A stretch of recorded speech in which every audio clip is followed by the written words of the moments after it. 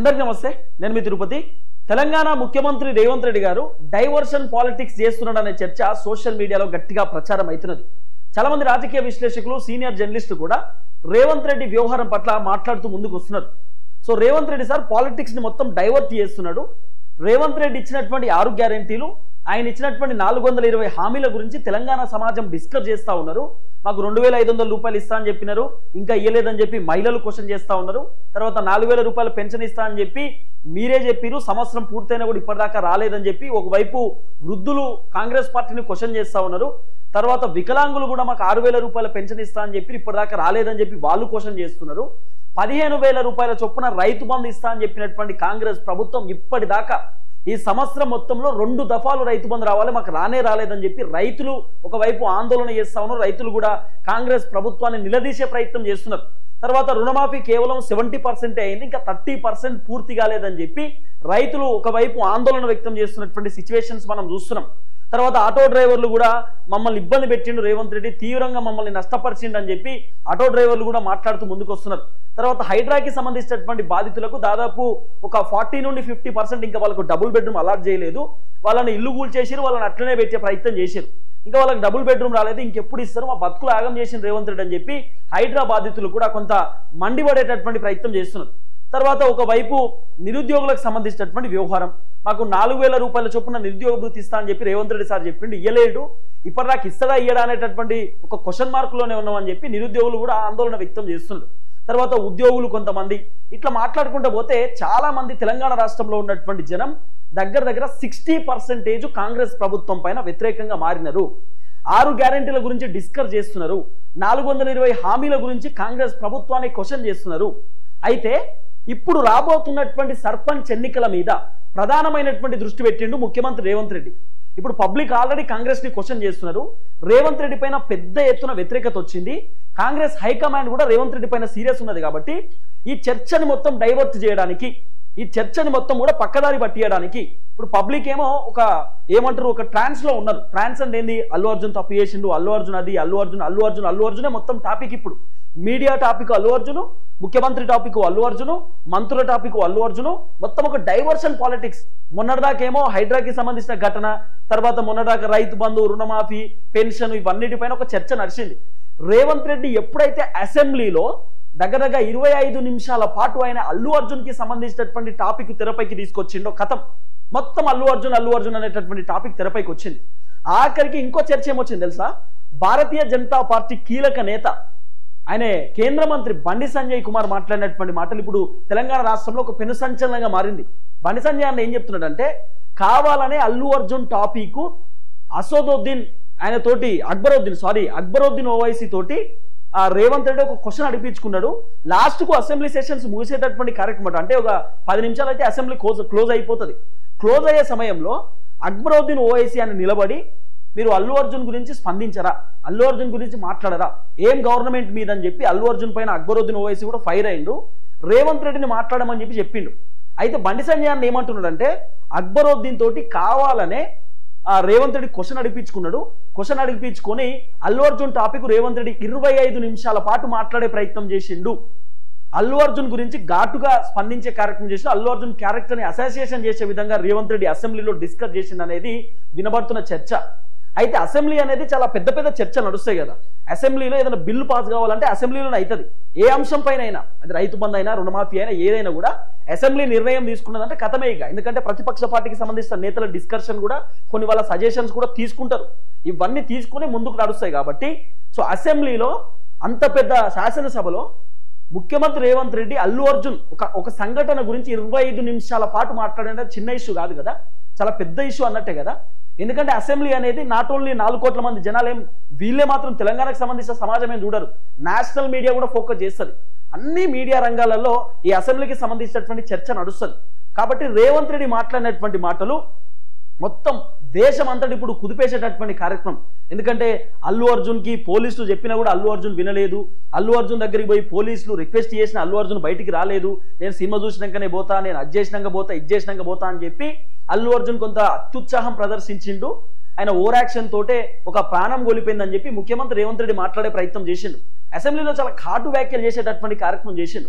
ఇప్పుడు వినబడుతున్నటువంటి చర్చ ఏంటంటే ముఖ్యమంత్రి రేవంత్ రెడ్డి కావాలనే అల్లు అర్జున్ టాపిక్ తెరపైకి తీసుకొచ్చిండు. ఒక డైవర్షన్ పాలిటిక్స్ చేస్తా ఉన్నాడు. అంటే ఇప్పుడు మొత్తం పబ్లిక్ అందరూ కూడా అల్లు అర్జున్ కి సంబంధించినటువంటి టాపిక్ లో ఉన్నారు. పబ్లిక్ కావాల్సినటువంటి రైతు బంధు టాపిక్ లోకి వస్తలేరు. ఇప్పుడు మనకు కావాల్సింది ఏంది? రైతు బంధు, రుణమాఫీ, పెన్షను, ఇవి కదా మనకు కావాల్సింది. కానీ జనం ఎవరైనా ఇప్పుడు రైతు బంధు గురించో, 6 గ్యారెంటీల గురించో, 420 హామీల గురించి ఎవరైనా మాట్లాడుకుంటురా? అవన్నీ పక్కదారి పట్టించిండు రేవంత్ రెడ్డి సారు. ఏ ఏ ఏ ఏ ట్రాన్స్ ని తీసుకొచ్చిండు? అల్లు అర్జున్ కి సంబంధించినటువంటి ఒక ట్రాన్స్ ని పట్టుకొచ్చిండు. కథం అల్లు అర్జున్ అల్లు అర్జున్ అల్లు అర్జున్. పబ్లిక్ మొత్తం మూడ్ని డైవర్ట్ చేసిండు రేవంత్ రెడ్డి సార్. ఇప్పుడు వినబడుతున్న చర్చ అదే. పబ్లిక్ ఏమో క్వశ్చన్ చేస్తా ఉన్నారు ప్రభుత్వాన్ని, రేవంత్ రెడ్డిని క్వశ్చన్ చేస్తారు. మీరు ఇచ్చినటువంటి గ్యారెంటీలు ఇవ్వని చెప్పి అడుగుతా ఉన్నారు. ఈ అడిగేటటువంటి కార్యక్రమాన్ని పక్కదారు పట్టించి పబ్లిక్ ని కొంత డైవర్ట్ చేసి అల్లు అర్జున్ టాపిక్ ని తెరపైకి తీసుకొచ్చిండు. అయితే జనం కూడా ఇప్పుడు సైలెన్స్ ఉన్నారు. ఏదో అల్లు అర్జున్ ముచ్చట నడుస్తుందట, నడవనితి అని చెప్పి జనాలంతా డైవర్ట్ అయిపోయినారు. అంటే రేవంత్ రెడ్డి ఒక మాస్టర్ ప్లాన్ తోటే అక్బరుద్దీన్ ఓవైసీని రంగంలోకి దించి క్వశ్చన్ అడిగిపించి రేవంత్ రెడ్డి అక్కడ ఆయన 25 నిమిషాల పాటు మాట్లాడిండు అసెంబ్లీలో అనేది వినబడుతున్న చర్చ. ఇంకో అంశం ఏంటంటే, ఇప్పుడు ముఖ్యమంత్రి రేవంత్ రెడ్డి నిజంగానే అల్లు అర్జున్ సరే ఆయనకు లీగల్ ప్రాబ్లం ఉందో, లేకపోతే కోర్టులో ఆల్రెడీ ఆయనకు సంబంధించిన కేసు వ్యవహారం నడుస్తుంది కాబట్టి ఆయన కిమ్స్ దవాఖానకు పోలేదు, చూడలేదు. మరి రేవంత్ రెడ్డి సార్ పోయి చూడొచ్చు కదా, ఆయన ముఖ్యమంత్రి కదా. అల్లు అర్జున్ పోతే అక్కడ మళ్ళీ ఏమన్నా తోపులాటలు అయితే అల్లు అర్జున్ ఫ్యాన్స్ అంతా ఎగబడతారని చెప్పి అల్లు అర్జున్ కిమ్స్ దవాఖానాలు వద్దని చెప్పిరట. సరే చెప్పిరట అని చెప్తున్నారు. మరి రేవంత్ రెడ్డి సార్ పోవచ్చు కదా, ఆయన ముఖ్యమంత్రి కదా. ఆయన పోతే కూడా మొత్తం లక్షల మంది జనాలు మొత్తం ఇట్లా అడ్డుకుంటారా? వద్దని చెప్తారా? పోవచ్చు కదా, 2 కార్లలో పోవచ్చు, ఎవరికి తెలియకుండా కూడా పోవచ్చు. పోయి అక్కడ ఫోటోలు 4-5 ఫోటోలు దిగవచ్చు. వాళ్ళ తల్లిదండ్రులు, వాళ్ళ తండ్రితో మాట్లాడిన ఫోటోలు, లేకపోతే ఆ బాబుతోటి చూసినటువంటి ఫోటోలు 2-3 దిగి సోషల్ మీడియాలో వైరల్ చేయొచ్చు కదా ముఖ్యమంత్రి రేవంత్ రెడ్డి సార్. నేను పోయినా అని చెప్పి చెప్పొచ్చు కదా. మరి నువ్వెందుకు పోలే? ఇది క్వశ్చన్ మార్కే కదా.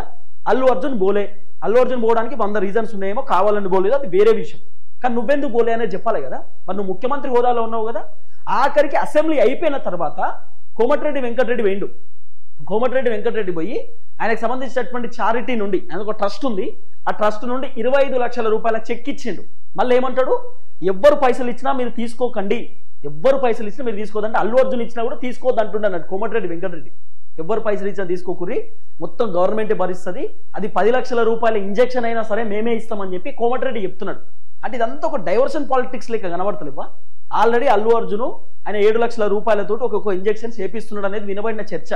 ఇవన్నీ ఉన్నప్పటికీ సడన్ గా రేవంత్ రెడ్డి ఎంట్రీ అయ్యి, రేవంత్ రెడ్డి అసెంబ్లీలో మాట్లాడి, రేవంత్ రెడ్డి ప్రెస్ మీట్ పెట్టి ఇదంతా వ్యవహారం మాట్లాడిందంటే దీని వెనకాల ఏదో మతలబ్ ఉందనేదే కదా. రేవంత్ రెడ్డి మాట్లాడిన మాటలకు మళ్ళీ అల్లు అర్జున్ కౌంటర్ ఇచ్చిండు. ఇక్కడ రేవంత్ రెడ్డి చెప్పినటువంటి మాటలు జనాలు నమ్ముతారేమో, సో ఖచ్చితంగా ఓ నిజం చెప్పాలనేటటువంటి ఆలోచనతో అల్లు అర్జున్ కూడా ఒక కౌంటర్ ఇచ్చిండు.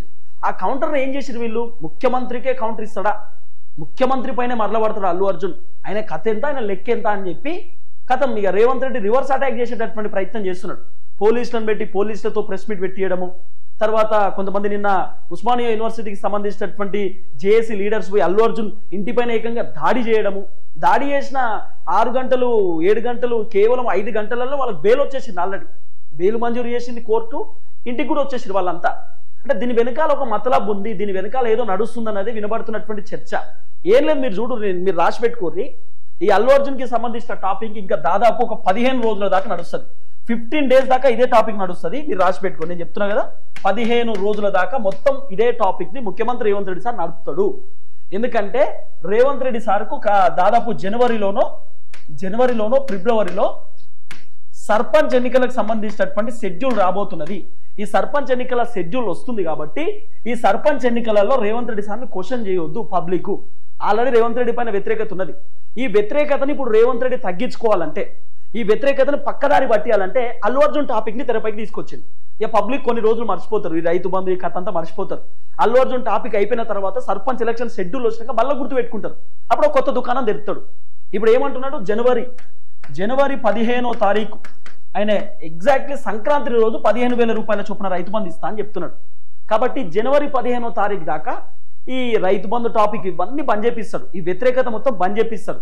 చేపించి ఇప్పుడు అల్లు అర్జున్ టాపికే మొత్తం అదే చర్చ ఉంటుంది. చూడరు మీరు, నడిచేటటువంటి వ్యవహారం అదే ఉంటుంది. జనవరి 15వ తారీఖు దాకా అల్లు అర్జున్ అని చెప్తారు. మీరు రాసి పెట్టుకోరు. అవసరం అనుకుంటే అల్లు అర్జున్ బెయిల్ పిటిషన్ మళ్ళీ రద్దు చేసి మళ్ళీ అల్లు అర్జున్ తీసుకుపోయి లోపల పెట్టేది కూడా దిక్కులేదు.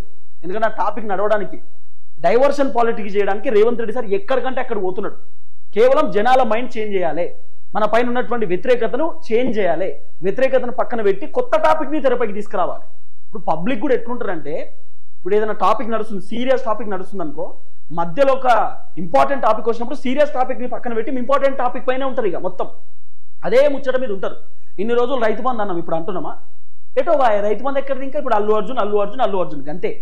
కాబట్టి ముఖ్యమంత్రి రేవంత్ రెడ్డి గారు ఆయన ఒక డైవర్షన్ పాలిటిక్స్ లో ఉన్నాడు. ఈ డైవర్షన్ పాలిటిక్స్ గల కారణం ఆయన పైన ఉన్నటువంటి వ్యతిరేకత, కొంత కాంగ్రెస్ పైన ఉన్నటువంటి ఒక వ్యతిరేకత అంశంతో రేవంత్ రెడ్డి ఇదంతా చేస్తా ఉన్నాడు అనేది కొంత వినబడుతున్నటువంటి చర్చ. నేనేమంటున్నా, అల్లు అర్జున్ ఏం తప్పు చేయలేదు అంటలేను, అల్లు అర్జున్ ఏం పెద్ద కథ చేయలేదు అంటే బొచ్చడి వీడియోలు మాట్లాడింది. నా ఇన్స్టాగ్రామ్ లో కూడా బోలెడన్ని వీడియోలు ఉంటాయి అల్లు అర్జున్ గురించి మాట్లాడింది.